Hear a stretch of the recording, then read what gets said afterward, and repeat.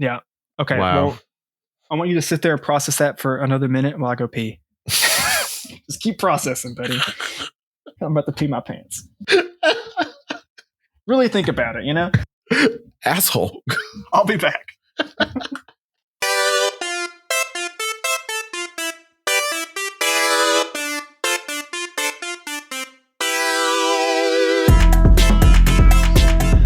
Welcome to After Playlist, the music playlist discussion and reaction podcast. I am one of your hosts, Brandon Lee.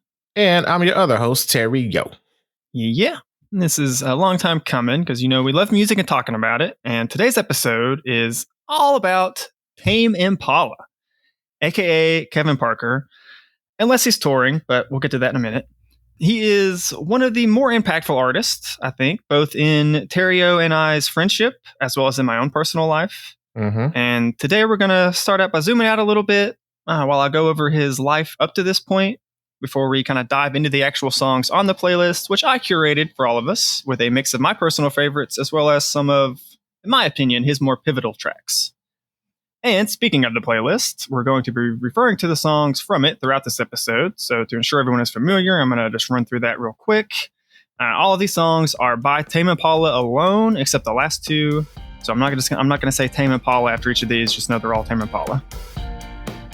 All right. So starting at the top, we have Let It Happen, then Half Full Glass of Wine, Desire Be, Desire Go, Why Won't You Make Up Your Mind? Why?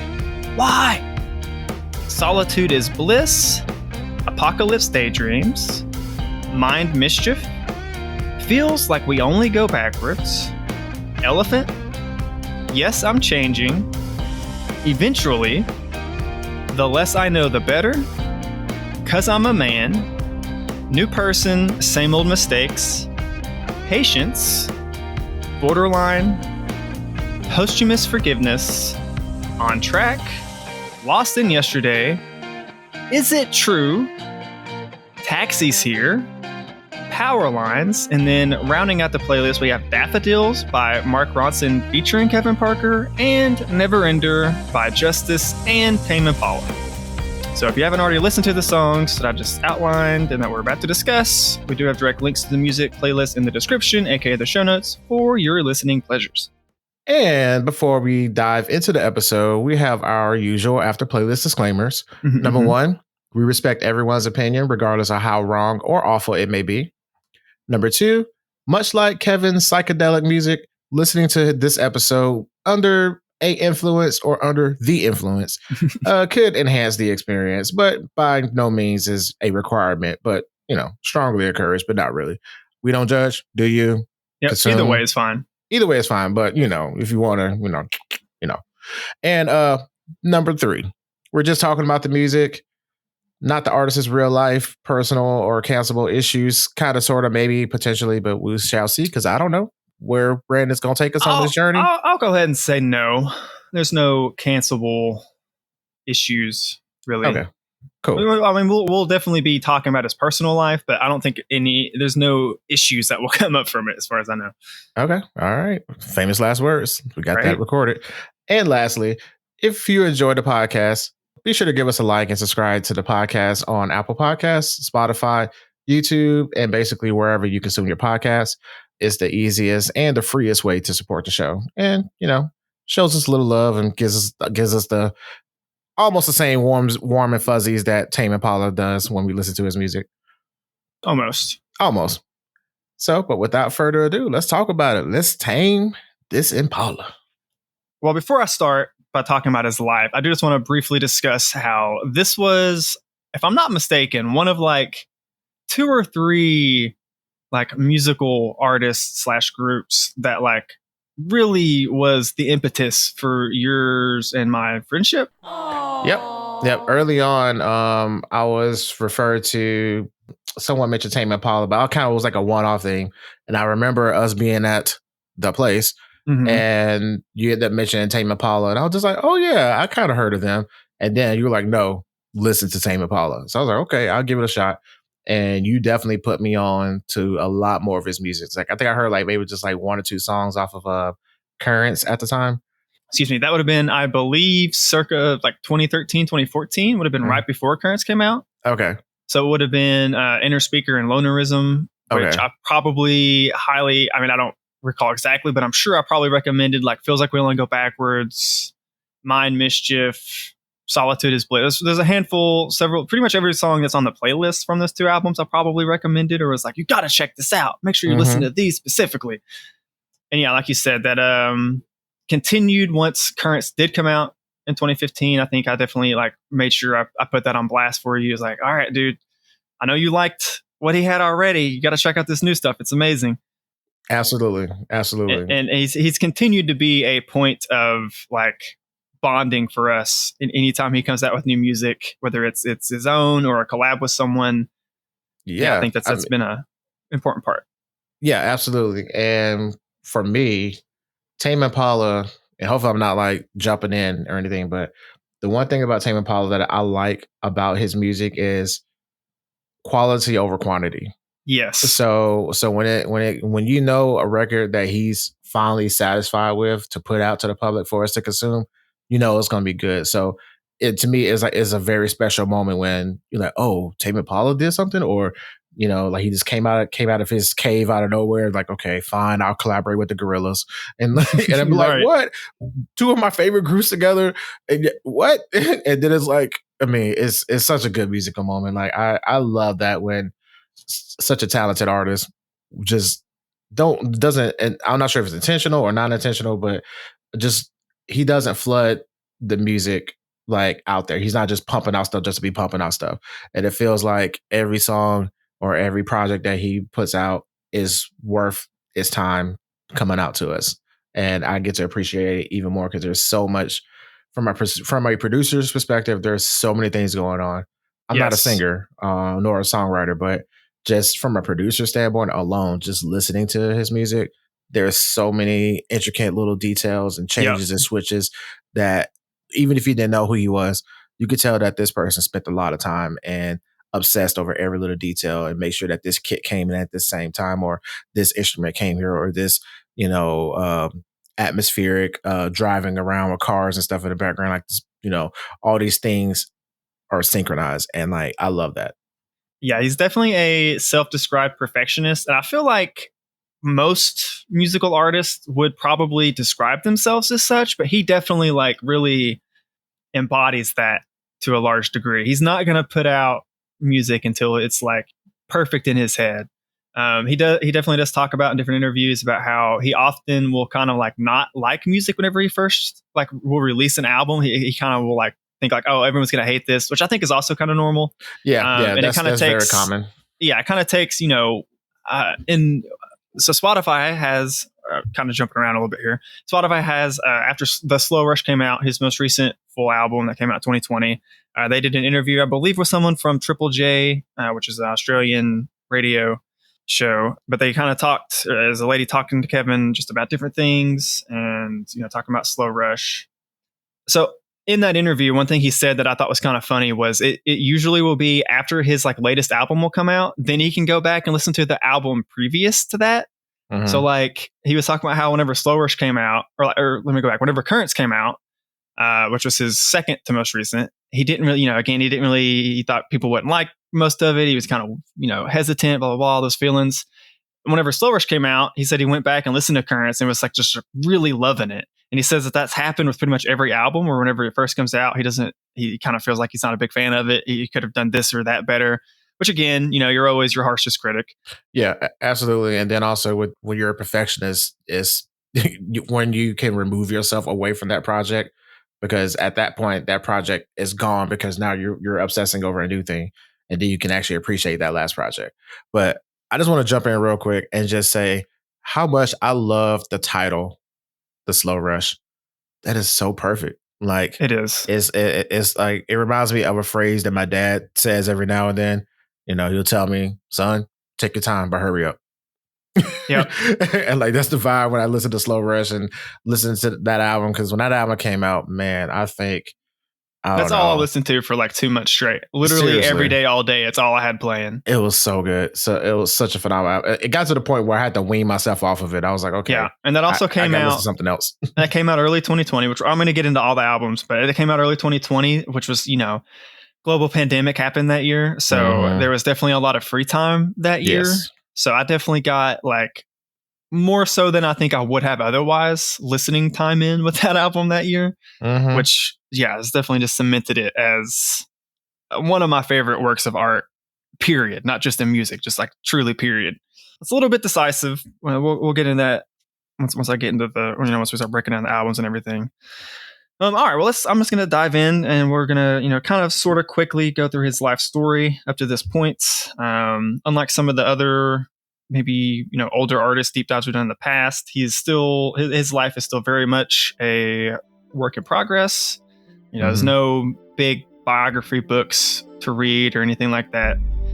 So he was born in Sydney, Australia in 1986 to his father was Jerry Parker, who is from Zimbabwe, and his mom was Rosalind. I believe I'm pronouncing that, Rosalind Parker. She was from South Africa. And shortly after being born, the family moved to a little bitty mining town that's a little bit east of Perth called Kalgoorlie. Okay, hold up. Let's pause for a second. Tame Impala is African? By birth?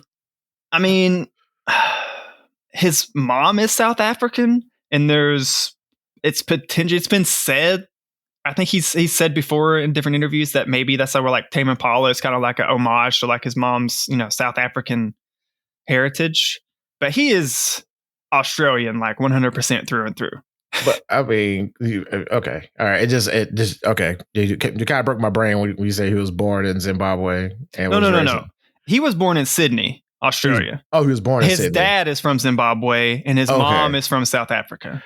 Gotcha. So his parents are African, but he's through and through Australian. Okay. Because I'm about to say, okay, those drums make sense then if he came out of Zimbabwe. But okay, cool. All right, carry on.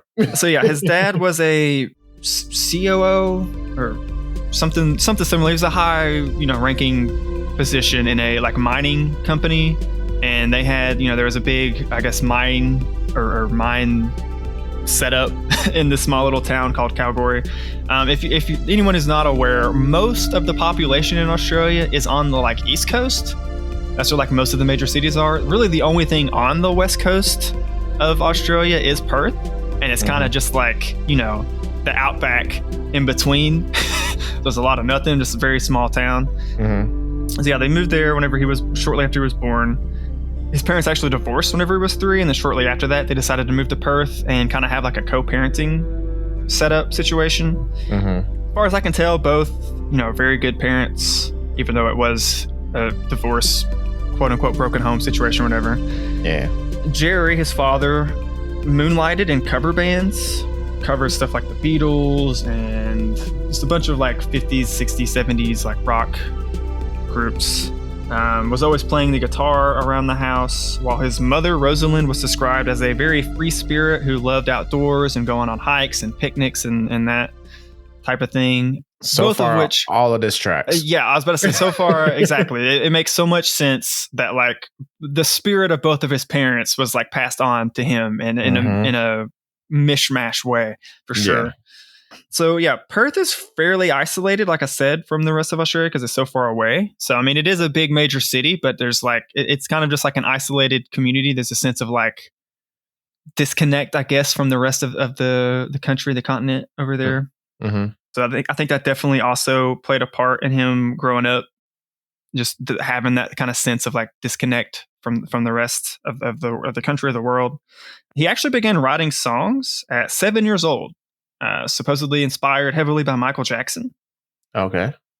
So he dabbled with many of the instruments at his dad's because his dad, they had like a soundproof garage that like his cover band would come and they would, kind of sort of record, mess around. I don't think his father was trying to be a professional musician by any means, but they had all that, I guess, just to, like I said, he moonlighted as a cover band. His dad was very passionate about music.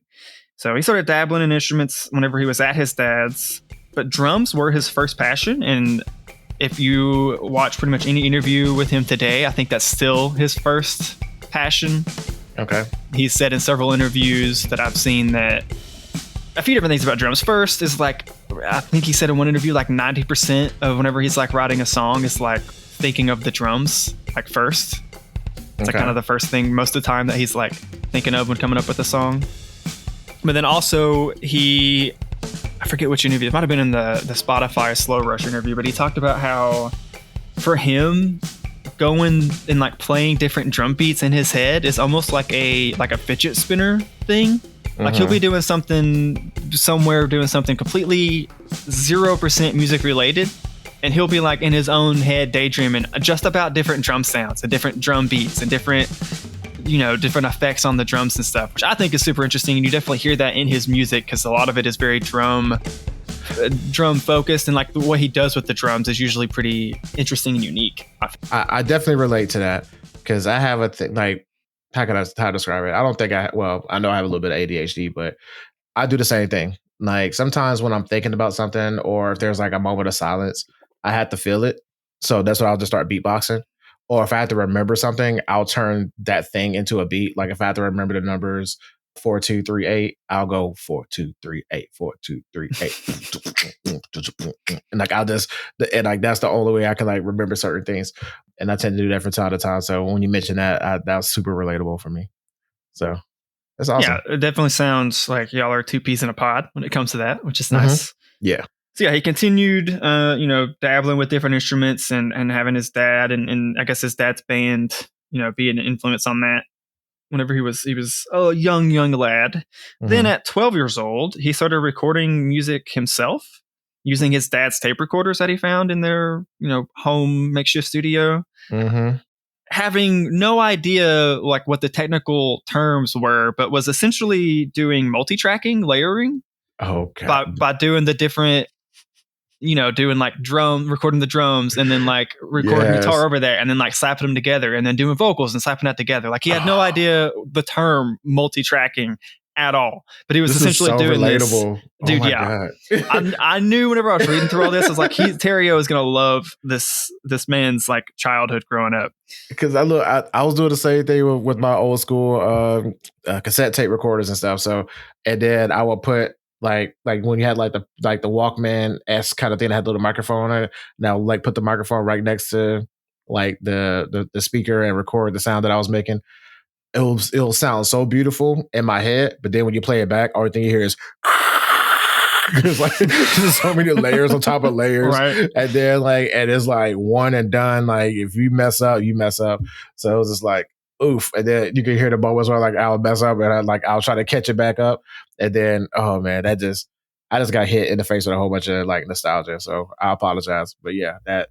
No apology necessary. I kind of, as I was just reading through all this and watching these interviews and such over the last, week or two, I already had in my head, I was like, oh yeah, this sounds like a lot of what Terrios told me about like his falling in love and messing around with music as a kid himself. Absolutely. So I definitely didn't necessarily do any like multi-tracking recording as a kid myself. I might have burnt some CDs and kind of mixed that, but I never did anything to this level, unfortunately. So I don't quite have the same connection, but I do think it's super awesome that he was doing all that at such a young age. Mm-hmm.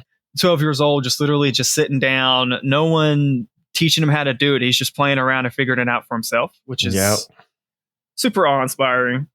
So around that time, Rosalind, I think he had step parents with both. So he had like a stepmom with his dad, a stepdad with his mom, I believe. Mm-hmm. And so his mom and stepdad, Rosalind, ended up moving houses, and he couldn't really play the drums, I guess, because of, I guess neighbors and whatnot. Noise and space and all of that. Right. Yeah. So because of that, because he wasn't able to practice the drums as much, his dad, Jerry, decided to sit down and start teaching him some basic guitar. And it started out with him just kind of, playing along, doing rhythm, basic chord progression type stuff while his dad would be playing or whatever. But eventually he started teaching himself alongside some guitar tabs on the internet. And then from there, just kind of like really took it and ran with it. Mm-hmm. So just again, I want to just really highlight here that he has like zero professional training when it comes to these instruments and his music. Like it's all self-taught. his dad taught him like the barest basic stuff on like drums and guitar. Everything else is like he would hear, he'd hear a drum riff or a guitar riff or a drum beat in a song, and he would like try and play that and like try and find out like, oh, I really like that section. How did they do that? And just like sit down and figure it out by playing it, spending the time and like engineering it essentially.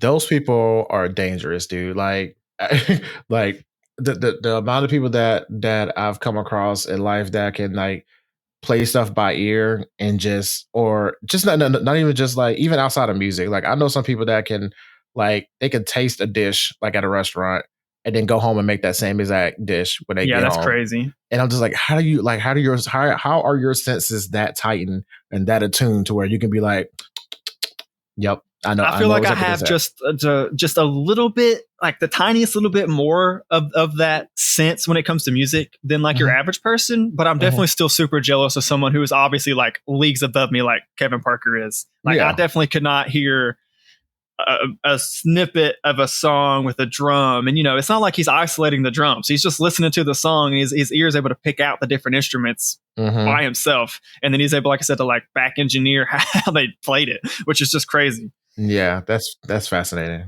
I'm super jealous, but I'm also super jealous of that, but I also think it's really cool, and it also explains a lot of how he makes his music.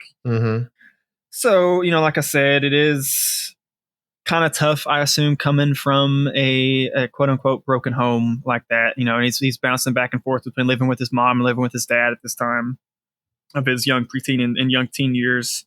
So he started acting out a lot. He had, he was doing a lot of vandalism, doing some minor shoplifting, doing graffiti, also started dabbling in drugs.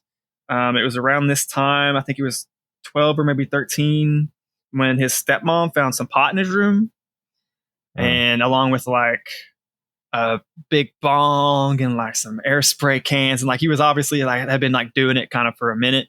And then this was kind of the last straw for his dad. He finally kind of put his foot down and forbade Kevin from hanging out with his friends that he had at that point, which Kevin has said in interviews that it was not really his friends that were the bad influence. Like he was the bad influence on his friends, which is kind of funny. But yeah, because of that, he's already kind of going through this tough time. Being a teenager just in general is obviously tough for pretty much everyone. Adding all of that other stuff on top of it just makes it even more hard. So he was pretty shy, isolated, and underconfident early on in his like early teen years, which led to him not being very popular in school. The one exception to that is one true friend, and they're still friends today, actually still plays in the Tame Impala band whenever they're touring, is Dominic or Dom Semper. Okay. They met whenever I think he's around that same time, like 13, 14, early high school. And this was like the only other kid who played guitar at his school, at least like in his class, that he knew about at least. Might have been others, but they didn't express it to him. If they did, they missed out. But yeah, they definitely both share just like that extreme passion that kind of bordered on like obsessive. Definitely can't relate. No, not at all. We're not sitting here making a music podcast or anything. No, not at all. We're definitely not obsessed with music. Like they would literally, as teens, like they would get out of school, right, and like every single day they would go to, I guess his dad's like kind of makeshift studio he had or whatever, and they would just write music. Mostly Kevin writing most of the music, and most of the, it didn't really, in any interview or article I read, it didn't really get into like if it was just the music or if he was actually writing like full on lyrics and such at this point. I don't know, but it did mention that Dom was usually like brutally honest with his critiques of the music, which I feel like if you're gonna like have someone who's gonna be like your other creative half in this endeavor, like you kind of have to be brutally honest with each other if you want to make the best you can. Absolutely. So I think that's definitely like, him playing music with his dad, learning all those instruments is the foundation of him being a musician. But I think this era of his life is like the foundation of him becoming Tame Impala. It's kind of how I look at it. And it's just him playing every single day and just trying new things with that freedom of expression of not having anything, really weighing you down or pointing you in a specific direction or anything like that. And then again, just having that like brutally honest friend to be like, well, no, dude, that kind of sucks. Why would you maybe try it this way instead? And then just like him being open to that. Yeah. I'm assuming, as far as I can tell, he seemed pretty open to it. They stayed friends all these years. So that continued on through high school. He did leave home like ASAP. As soon as he was able to leave home as a young adult, he left. Oh my God, this is so. Oh, okay. I'm sitting here listening to this guy. I'm just like, okay, are you telling my life story right now? Is this the white Australian me? Is that what God, is Tame Impala the white Terrio? Terrio Impala? Tame Terrio? Tame. Yeah, Tame Terrio Impala. Tame Terrio Impala. New album coming out soon, y'all. So yeah, he left ASAP and kind of bounced from like a few jobs here and there. He worked as a law clerk for a short while. He did, after a short time, his dad kind of convinced him to enroll in university. And his dad kind of insisted that he really apply himself. He didn't really think that there was a future in music. And he kind of told him, like, if you do pursue music professionally, it's going to kind of ruin the magic for you, which there's a Reddit AMA he had like right before Currents came out where someone asked him about that. And he said his response was, no, I think he was wrong in saying that. It's definitely changed like how I view music, but it's definitely in no way ruined the magic. I still get up every day and love what I do and making, new works of art, which I kind of agree with. Yeah. So yeah, but at university, he did, due to his dad's insistence, he did give it, a good shot, somewhat.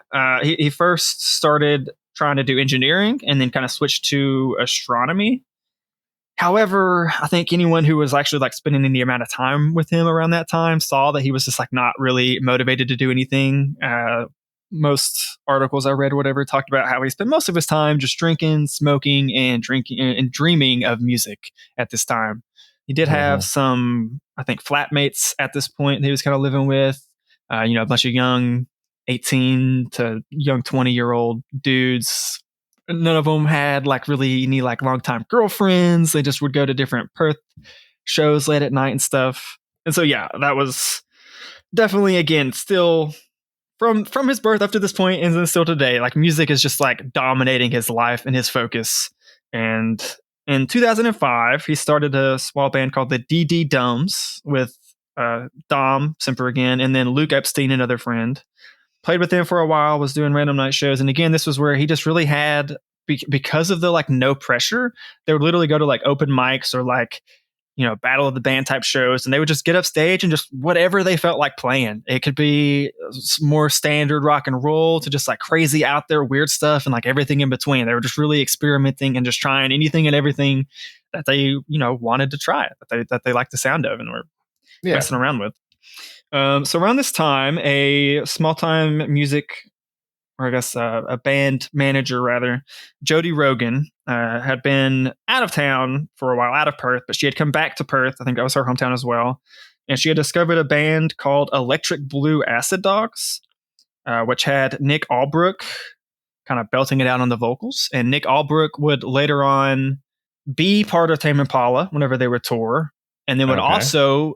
I don't know if he started it, but at least is still one of the key members in Pond, who Kevin has pretty much like helped produce every single one of their albums. Okay. And I think there's another member, I didn't think to write it down, but I think there's another member from Pond that also in the past had played or maybe still occasionally does play with Tame Impala when they tour.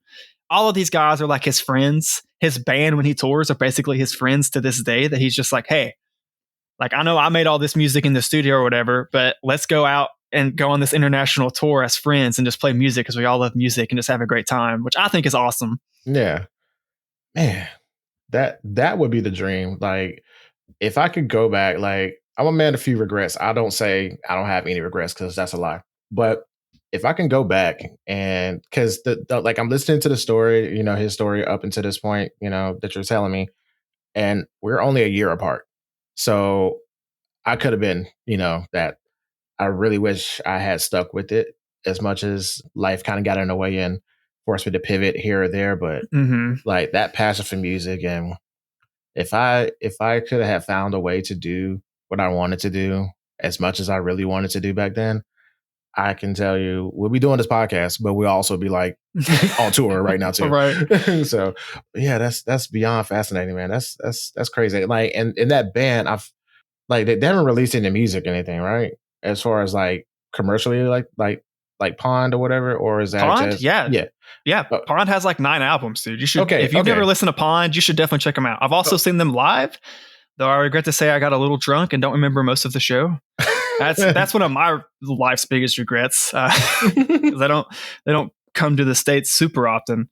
But yeah, Pond is pretty great. They definitely have a lot of that still. I've not listened to their like most recent albums, like the last like most recent albums, but most of their stuff that I have heard definitely kind of keeps that psychedelic rock sound that Kevin would kind of sort of grow away from in a sense in his more recent albums. Okay, yeah, because all right, because I don't recall a lot of Pond's music too, but when you said that name, it sparked something in my head. I was like, I felt like I've heard something from them before, but I can't recall any of it right now. But okay, cool. I'm not sure if it was like a local thing out there in Australia or if they actually made it out this way. I mean, they've definitely not gotten to like quite the success as Tame Impala. Obviously, they're not like a household name like he is, but yeah, they're definitely. I mean, they've, like I said, they came here to Atlanta several years back, and then I went to go see them, and it was in kind of wasn't like a huge, stadium show or nothing like that, but pretty decent venue. I don't even remember what the venue was, but yeah, they're very mildly successful. I mean, technically, you don't remember the performance because you was lit. I was. I swear, dude, those Jack and Cokes they made were like double strength, and they didn't tell me until after. I don't think they told me at all. It was once I drank 3 of them, I was like, oh no. Nice. Yeah. So, okay. Sorry not to cut you off. Yeah. And I do have some songs by them already. Mm-hmm. Actually, I'm pretty sure I've probably sent you some of their songs in the past. I feel like way back when. You probably have, because when I poured my stuff over to Spotify, it says I already have 19 songs by them I like, and it was like a live album called Sessions that I was a fan of back in the day.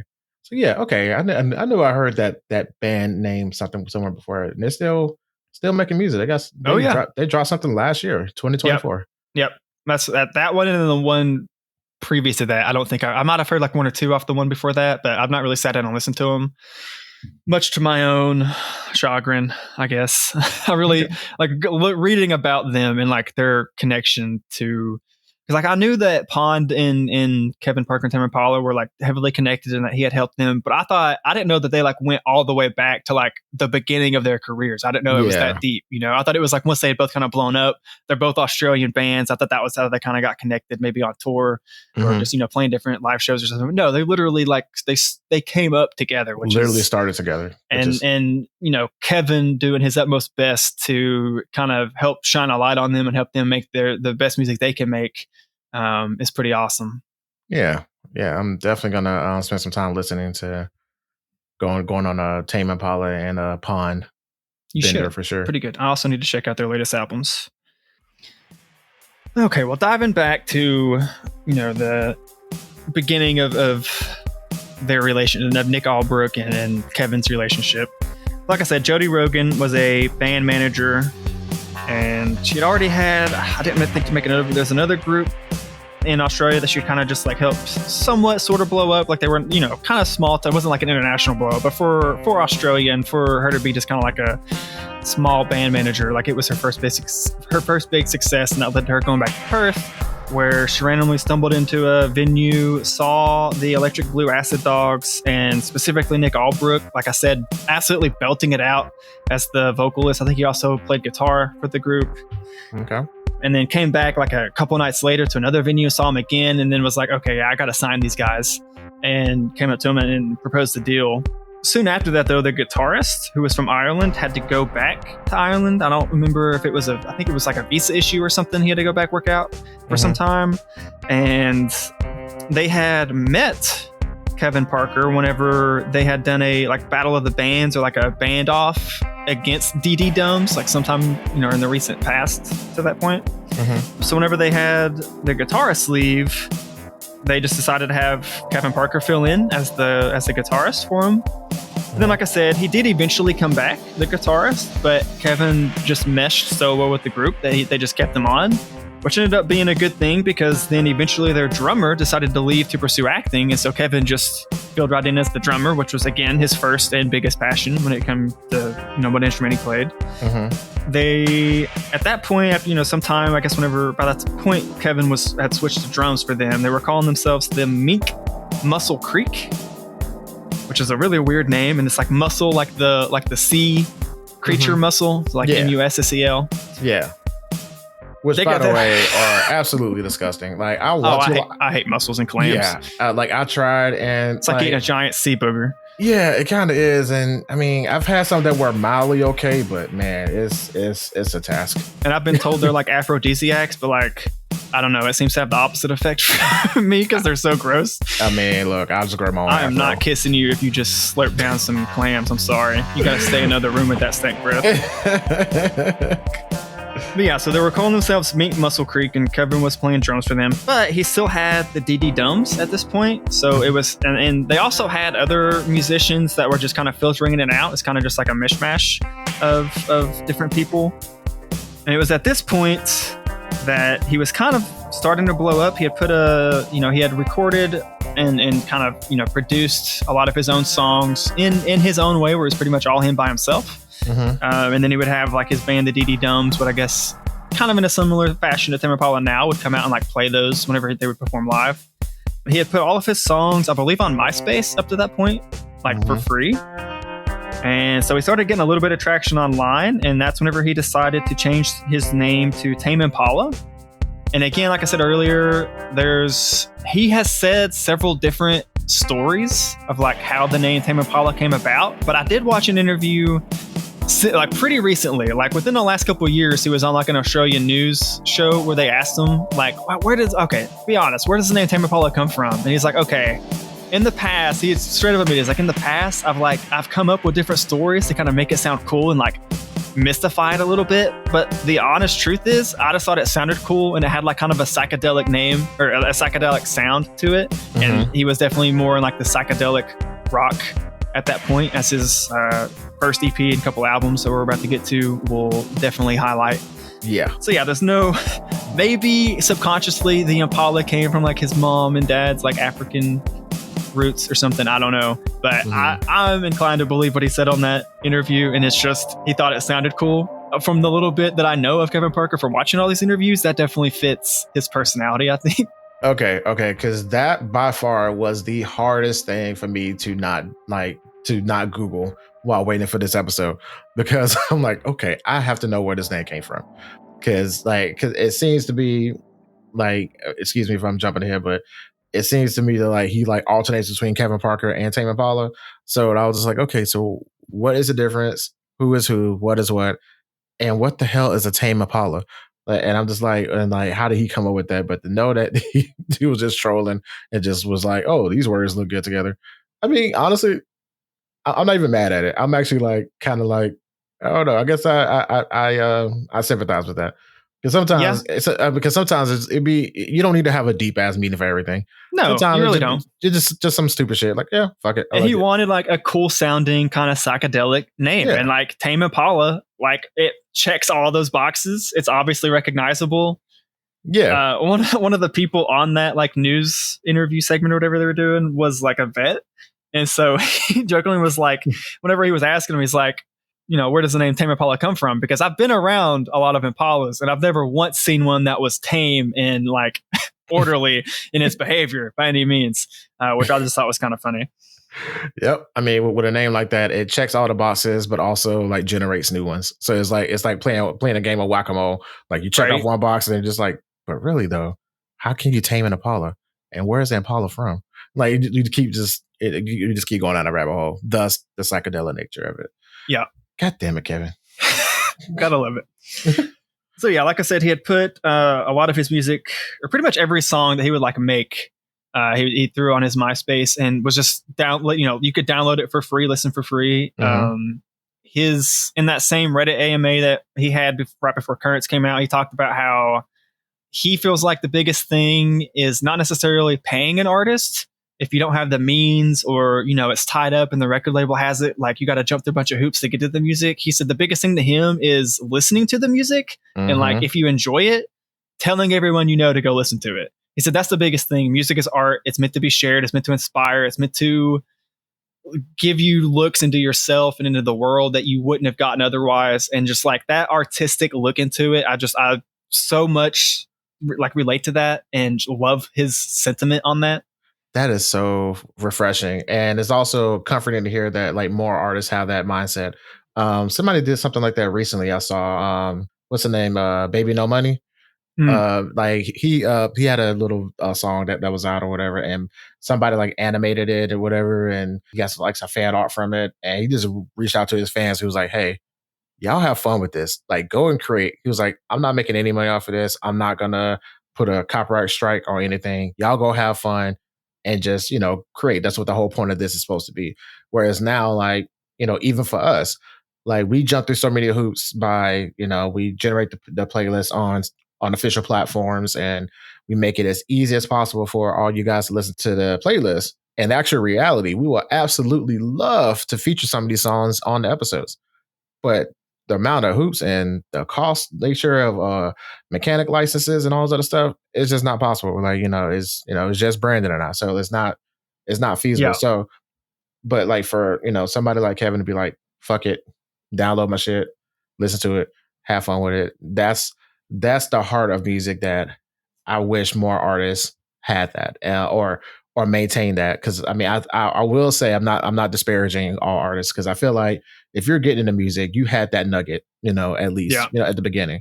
But somewhere along the way, some people tend to lose their way and get caught by the glitz and the glamour or the record label or this manager or this person in your group or this person in your clique, influencing your decisions. And I think we kind of got away from music being a feeling and being an art form that it is, where it's a community thing. It's like, yes, I create something, but what's the point of me creating something and nobody's hearing it? Like I can speak for that for my own, like that's my own testimony right now. I have hours of music that nobody will hear because I have yet to put anything out or felt comfortable putting anything out. Now, granted, some of the shit was like when I was like, 15 years old, but it's still the fact being that I still have access to these files and stuff like that. So it's like, what's the point of creating something? And if you don't put it out and let the world hear it and let them consume it, whether they like it or not, the whole point is for you to create and put it out there. So big kudos for Kevin for that. And that just really struck a chord with me as a person. And of course, you too, Brandon, as both of us who absolutely love music. Like, can you imagine if Kevin Parker made all this music and just kept it to himself? Yeah, the world would be a darker place. Seriously. And I again 100% agree with everything you just said. And I'm not, I don't like if you're a musician and you're making good music or whatever, I want you to get paid, right? For sure. But like you were, I think kind of similar to what you were just saying, it's definitely easy, especially once you start blowing up, to lose sight of the art. And instead of perfecting your art, you're chasing the dollar. Mm-hmm. And that can definitely impact the quality of music you're making and the passion of your art, whatever form it takes. Yeah, absolutely. So just to hear him, this was like he had already been basically an international superstar at the time if he was making that comment or whatever. So for him to still be keeping that, it means a lot to me. Yeah, to hear him have that perspective. So, like I said, he's putting all these songs for free on MySpace or whatever. Still playing local shows throughout Perth, nightclubs and whatnot. So he's still in university at this time, but he's not super motivated. So he's there, but he ain't there. So he's actually on his way one day to take an astronomy exam whenever he gets a call from Modular Records, which is an Australian record label. Mm-hmm. And, they're asking him like, hey, we saw a bunch of your stuff online. We were wondering if you were interested in like signing up with us and at least like getting out an EP, maybe an album. And he literally, because of that phone call, turned around, never made it to the exam, never went back to university. That phone call changed his life. He gave up on university and he was like, this is my shot. I'm going to grab it and pursue it with everything I got. And obviously it very much so worked out. And that led to his first self-titled EP being released, which had not the first song on the playlist, but the second song on the playlist, Half Full Glass of Wine. That was the hit song from that. That was like his big indie hit definitely blew up in Australia. And that was whenever I first discovered Tame Impala, that was definitely one of his like big single hits or whatever. That would be like, if you just typed in Tame Impala, that would be like one of the first things that come up on YouTube or whatever. Okay. I want to talk about this song a little bit. Okay. Yeah, let's talk about it. Okay. And your connection to it specifically. So in doing this podcast and knowing you, over the years and getting to know you a little bit more through the podcast and, just hanging out and such, if this man is not like influenced by Jimi Hendrix, I don't know who the hell is. Because like when I heard that song, first of all, like so when I listen to Tame Impala, I'm used to him singing the falsetto. And so much so that I thought that was his like normal register. I was like, okay, he must be a little quiet, soft-spoken guy with a very soft voice. And then I hear that song come on. I was like, who the hell is a grown man singing? So then, and I'm listening to the psychedelic vibes and everything. And of course, I say like Jimi Hendrix, but I mean, not exactly verbatim, but like more so like that whole Woodstock era. And I'm just like, man, this is like, if that was a song that got you in, I was like, that tracks so much for you. Yeah. Well, yeah. So his early stuff is definitely like very much so psychedelic rock, which you could argue Jimi Hendrix was like the progenitor of, in a sense. With he's always been a big fan, and Kevin Parker's always been a big fan of like the high distortion sounds kind of being blown out a little bit, and like what that effect creates sonically, and him playing around with that like intentionally, not just letting it happen and throwing it on there, like intentionally playing around with that. I see what you did there. Unintentional pun. But yeah, definitely his earlier stuff being also more guitar focused to some of his newer stuff definitely is what drew me in initially. And that combined with just the psychedelic nature, because before him, I don't think I had really, outside of like Jimi Hendrix, I hadn't really listened to like psychedelic rock. I don't think, like, I wasn't really aware that was a thing until like he kind of introduced that as like a genre to me. Yeah. So I was not, well, I don't know. It happened upon me. I put it that way. Like I didn't know what the term was, but I knew if I heard, what's that woman's name? Janis Joplin. Like if I heard any of her music or somewhere around that era, I'm just like, okay, I just knew that was the hippie rock. I didn't call it psychedelic. But yeah. Well, I don't know. I feel like Janis Joplin would be more folk.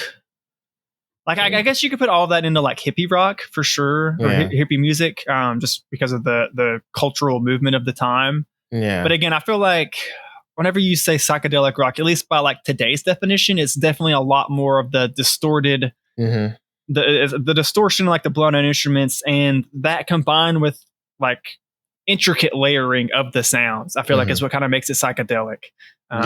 It's the playing with using normal instruments but making sounds on a rock song that don't really fit the normal, quote unquote normal like rock beat system, whatever you want to call it. Yeah. To me, it was like and learning through the Jimi Hendrix deep dive and just listening to a little bit more psychedelic music offline.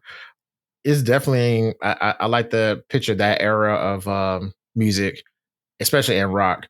I like to call those the happy accidents, where you just what's this knob do? Because everything is still new, like the whole synthesizer and everything is doing. So it's like, okay, so if I press this, what happens? And then what does this pedal do? Wow. Exactly. It's like, oh, so if I put my foot on this, it makes it weird. Oh shoot, okay, this is something new. So it's just like, oh man, I love that period of time where, or just it actually just with any form of creativity, honestly, where it's so new to you and the technology and everything is still on the precipice of like getting to where it is currently. Is just everything is new. It's like that sense of wonder, that sense of excitement, the sense of like just messing around with stuff. Like back in my producer days, like I was partly classically trained, but then I got bored playing dead old white people music like Mozart and all of them. So I was like, okay, let me just start playing around. So in between practicing, I would change the instrument, and while I'm practicing the sheet music, I would hit the wrong note, but then I'd be like, hold up, that kind of sound kind of funky. So then I kept playing with that a little bit, and then that set me on a whole nother path. Like, and I just imagine being alive during that era where they were just like, this new gadget, new gizmo, this new technology. It had to have been very exciting. Just super exciting. If you're willing to experiment, like, if you have that mindset that like you and Kevin Parker obviously have, like, coming up whenever all that was like new, oh man, it had to have been such an exciting experience to just like sit down and just, no one's ever played with this thing. What can I do with it? Exactly. And then on top of that, to be high as fuck while doing it too. Oh my God, bruh. I definitely think that's a key component of psychedelic rock, because I couldn't find this interview. I tried to look for it, but way back in the day, Kevin was interviewed, and one of the questions was like, "Do you make your music like to be listened to high. And he's like, well, no, that'd be dumb. Like, I think anyone should be able to enjoy my music, whether you're sober, high, or somewhere in between. However, I forget exactly how I worded it, but essentially it was like, I don't make the song to like be listened to under the influence, but am I under the influence while I'm like coming up with them? Absolutely. Yep. Yes. Because, again, I don't know if he's still to this day, but definitely I think at this point of his life, he's still definitely like smoking pot, dabbling in some psychedelic drugs. Yeah. So yeah, that was, back to what I was saying, that was his first EP, self-titled, got him some minor recognition, pretty major recognition, I think, in Australia, but, kind of that started his, that did make it to the States and was somewhat popular. That also led to him, the mild success of that led to him being able to start working on his first album kind of in earnest. Unfortunately, his dad, Jerry, would not ever be able to hear the albums because he passed away in 2009 from cancer. Oh, that sucks. Which, definitely sucks, is pretty sad. And I definitely think plays a part in a lot of his music going forward. Mm-hmm. The recording process was him and I believe Dom basically rented like a little like beach house shack that was like very cheap and falling apart. Because even though they had some like minor success with that EP, it's not like they were like making loads of money off of it, of course. Yeah. Record label always gets their cut. Yeah. And so he was, they're literally just for, several months just kind of sequestered themselves in this little shack. And there's even an anecdote I read where I think it was like the recording of Jeremy's Storm from that first album, Inner Speaker. There was literally, it was recorded during like a rainstorm coming in, and there's like literally like water was like leaking in like into the room while they're like recording the song. Which is just that's some humbling, like humble beginnings for sure. Yes, like absolutely. Bootstrapping situation, but then also at the same time, like if Kevin is anything like me, like you hear that drop, bloop, bloop, hey, record that. I can sample that. Yeah, right. Use that for he definitely else. Seems like the type to not waste any sound for sure. Then that's pretty unfortunate. That is very unfortunate about his dad. He had been battling cancer for I believe like a year or two at that point. And like I said, he passed away in 2009. Just not even a full year before Inner Speaker came out in 2010. And it was a pretty immediate indie hit. Definitely, again, in Australia, like blew up pretty immediately, I think. And then was also definitely kind of trickling into Europe and into the States and whatnot. To escape the commotion, though, because, he is kind of a shy, to this day, he's still kind of a shy, introverted individual who kind of has to force himself to like go out and be this like musician playing live persona, right? He has to give the fans what he's wanting. He talks about that in a lot of interviews. So I guess, this is his like first like really big taste of fame and success. So to kind of get away from it, he moves to Paris, where he lived for, I think, like a year to 2 years. He had a short romance with another musician, a singer called Melody Prochet. I'm probably butchering that. Some French lady. They actually recorded, he like helped her record an album, like Melody's Echo Chamber, I believe the album was called.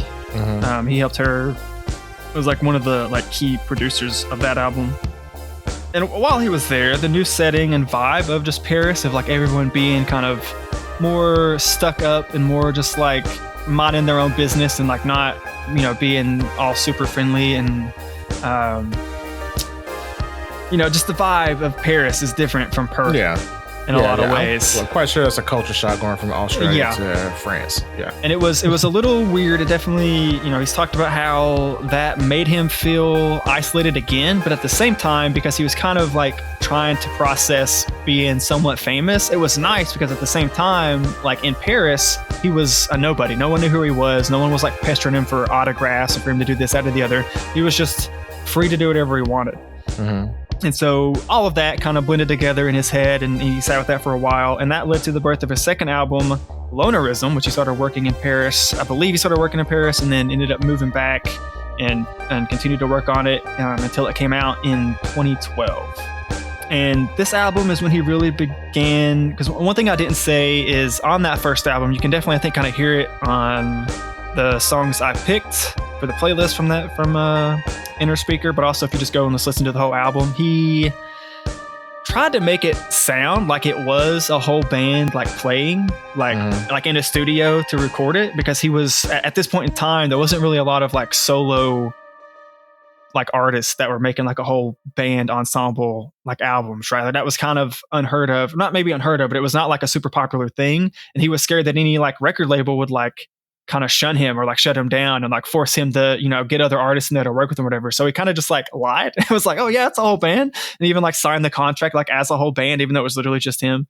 Okay. All right. So that's what I wanted to confirm as well. Cause I mean, I've seen it bits and pieces online and, you know, throughout the years, but this is all him. Like Tame Impala is all him, except for when he's on tour and he'll have the other people play the instruments with him. But as far as the creation of the songs, that's all Kevin doing all the instruments, right? Yes. Well, Inner Speaker did have, I believe, there's like 1 or 2 songs where Dom helped, but starting with Lonerism specifically, a second album, he kind of threw away the idea of trying to stick to that like live band sound. And that's when he really starts like just getting like weird with the layering and having like vocals and instrumentation like kind of overlapping and playing with each other in a way that would be kind of difficult to do with like a live band. But that if you're multi-tracking and layering and doing all this fun stuff, like it really allowed him to like really express that creative vision he had.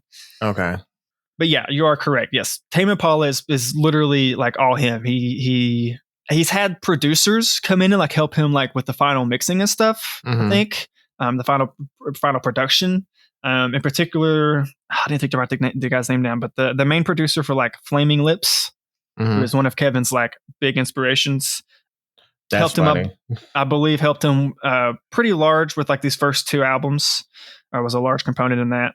This album would eventually be certified platinum, at least in Australia. I'm a little confused on like how being certified platinum works, because like what Google told me was like it's certified platinum in Australia, but I feel like that's just like a sales thing, right? So shouldn't that be world? Maybe it's different standards per country versus international. I'm not 100% sure. Yeah. So when it comes to like the record sales, they are based on country and markets and such. So like just because if you go platinum, that doesn't mean that, you know, like a hip hop artist here will go platinum, but they'll be here, but they may not necessarily chart in other charts and such. That makes sense. Yeah. And then, but they do have, you know, the worldwide, you know, charts as well. But ultimately they kind of just segment it by different markers, and you can use, you know, you can parse that data however you want to parse it. So yeah. So in listening to your playlist, I did notice a transition from half full glass of wine, then going into Inner Speaker, where it kept that same psychedelic vibe, but then once you got into Lonerism, it based on the songs that you picked, I'm just going based off of that. Yeah, you could see the growth and also the transition, and like even within his singing style, because you know it was definitely more regular, you know, kind of definitely psychedelic rock initially, and then Inner Speaker, you kind of can hear him oscillating between the falsetto and the psychedelic rock range, and then by the time you get to Lonerism, it's just all falsetto and just smooth and ethereal, as we say on this podcast, from time to time. And I'm just like, you can just hear it becomes like his music goes from psychedelic to becoming a soundscape. Yes, and I already had that feeling when listening to it, and then when you suggested that I watch 2 of the videos, I believe is for the first song that you suggested that I watched the music video for was my favorite song at this entire playlist, actually, and that's Mischief. Man, the way he killed them drums, dude. And like, and that whole song has a very special place in my heart. 100%. And then when listening to that song, and I was thinking to myself, I was like, okay, I have a feeling that this is Tame Impala, is just Kevin, right? But the way he was killing them drums, I was thinking to myself, I'm like, how can you be this good on all them instruments and then make it feel like a whole band? Like that was blowing my mind. Like I would like to just, again, I know time travel is not a thing, but if I can go back in time and just be a fly on the wall, but yeah, I just want to be a roach on the wall. Let me just be over there in the corner, just looking, and I just want to just be a voyeur and just watch how he put this song together from start to finish. Like, I just again, you mentioned the give it- drums. He has said time and time again that he usually will start almost on every song he's ever written. He'll start with the drums first, and that's what he'll spend like most of the time is like getting the drums just right how he wants it in his head. Which is the backbone to like every song he's written. Which is crazy because again, like out of the songs on this playlist, that's the song that he goes the hardest on the drums, and then after that, it kind of like the drums are there, but they kind of I guess in the mixing or just. He just doesn't. I feel as though he doesn't focus on it as hard as he did compared to early on. I somewhat disagree with that. I think I think he definitely goes hard on drums and on several of the other songs, but it blends in well to where you got to like really be listening for it. Yeah. And I say that he goes hard in the sense of like he just adds in some like crazy drum techniques where he's got like weird break beats and weird just like filling like drum trills and stuff. Just like it's like little bitty touches like that. Just like to me enhances the drums, and you got to really be like keying in on those. And it's something that for me, because I have more of a background and more of a bias to guitar, I do kind of struggle to like get past hearing the guitar and hearing the other instruments sometimes. So I got to really focus. So that's something I've been in the last couple of weeks and constantly listening to Tame Impala's music. I've been trying to focus in on that, and I've caught some of those moments. And he's I think there's a Pitchfork interview video where he talks about like his favorite drum samples from like other songs and stuff, and how they inspired him or whatever. Mm-hmm. But that Mind Mischief though, like again, I kind of had my own video vision, in my mind while listening to this. Sober, by the way, just want to throw that out there. But when I watched that video though, I was like, oh, this video tracks. It wasn't where I was thinking about going, but and listening to the song, and then for as long as I have, and then watching the video for the first time today as a recording, and I saw everything that I saw, I was just like, okay. It's a very trippy video. It's super trippy. With it being like live action, cutting to animation, then ending back in live action, and just being, just tell about a hoe teacher messing around with one of her students. The fantasy of that, I guess, the whether fantasy that's for better or worse. For better or for worse. To be fair, she was hot, and she definitely could have got it for me for sure. Oh, that lady is super attractive. Her name is. I looked it up. It's Liza. I'll give you just a second. Liza Lee? Not No. My Google search didn't save it. It's something with a C. Anyways, she has an IMDb page. She's been in several other music videos and is still doing like short films and music videos to this day. But yeah, she's super attractive. Yeah, definitely. And I love that up close shot. That was very nice. Well, it's funny too, just while we're on the topic of this music video, like they did a good job of like telling you a lot just by like what they're showing you, right? So like the opening shot is her walking down the hallway, and it's like zoomed in on her very nicely shaped butt, and like it's got like all the boys in like the classroom she's walking by are like leaning back in their chairs to like get more of a look or whatever. But then it's literally as soon as she gets to the end of the hallway and there are no more students around to look at her, then she puts her jacket on that covers everything up. I don't know if you noticed that. Yep. Like she is literally such a tease. It's such just like like I said, she's kind of a hoe in this video. She had the power and she wielded it nicely. It was an all boys school. She seemed to be, she's all hot and attractive. She knows what she's doing. And when she was like, yeah, let me go and smoke this joint in my tiny little car outside in the parking lot, and then invite this one student over and just get the windows all fogged up, and then and then she has her way with this guy in a whole psychedelic trip or whatever. And then the most disrespectful thing, she just drops him off. Just kicks him out. Just kicks him out the car. This kid is sitting on the ground with his shirt halfway undone. He looks kind of shell-shocked at first, but I love it because like right before it cuts off, you see him for just like a second or two. He just like kind of smirks. Like, it's all right. He's like, yeah, I did that. Again, I understand the double standard of it all, but as boys, we all have that fantasy from time to time. We did. Yeah. So, and this was a pretty good fitting to the song, like you said, artistic kind of take on that. Yeah. And the trippiness, psychedelic nature of both the song and the video are just top notch. Absolutely. Like I said, this song, has a special place in my heart because it's also probably, I don't know if it's my absolute favorite, but it's definitely top 3 to this day favorite Tame Impala songs. Because it was after Lonerism. Like I said, that album came out in 2012. It was like early, mid 2013, I think, or maybe late 2013. Sometime in 2013 is whenever I was put on Tame Impala. So like these songs had kind of blown up. So it was like at that point in time, my favorite songs were Feels Like We Only Go Backwards, Mind Mischief, and Elephant, which are like all 3 from Lonerism. Of course, I listened to Inner Speaker and liked a lot of those songs as well, but like those are just like my favorites at this point in time before, you know, anything else has come out. Yeah. And big shout out to Solitude is Bliss. Like that's a Solitude is Bliss. Yeah. That's such a good song. We definitely can go. I do kind of want to go back through and any songs that we like jumped over while I'm talking about his musical career and life. We can definitely dive back in more specifically later on. One thing I did kind of skip over for Inner Speaker is it did win Triple J's Australian Album of the Year. I wrote Aussie a lot because I got tired of writing Australian in all my notes over and over again. So yeah, it won Triple J's Australian Album of the Year, and Tame Impala was able to tour the US with Inner Speaker, their first album, opening for MGMT, who was a group that I think recently in one of our most recent episodes kind of put you on a little bit. If you remember that. Yep. Not to be confused with the other letters that I had confused them with. Right. And then back to Lonerism. It was voted Triple J's Album of the Year again. It was also the first Grammy nomination that Tame Impala and Kevin Parker would receive. It was nominated for the Best Alternative Music Album for that year. And of course, this led to bigger and better international tours. And like I said, this was whenever I discovered him.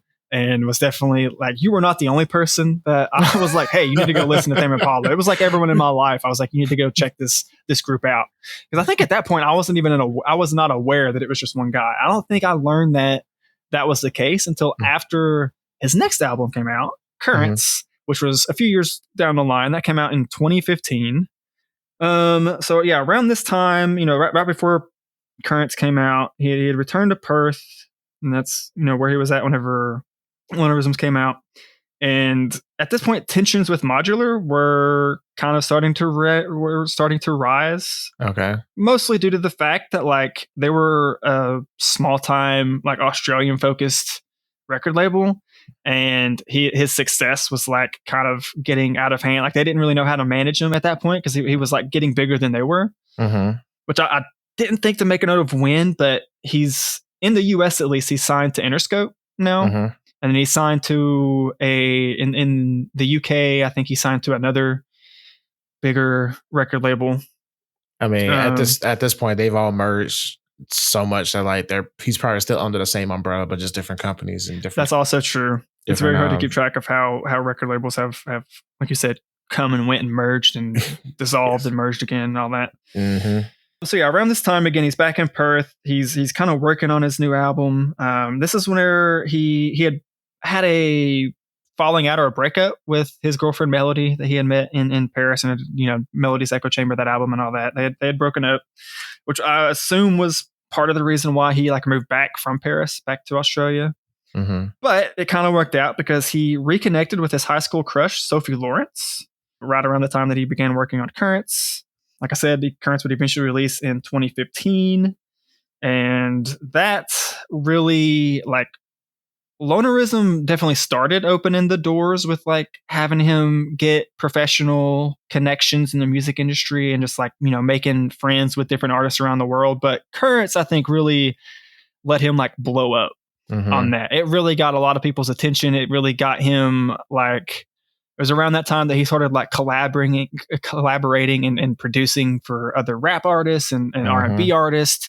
And you definitely kind of see that in Currents, because Currents is a pretty clear departure sound-wise from his 2 previous albums. It's definitely more, I don't know if pop is quite the right word, but it's definitely more poppy than it is psychedelic rocky.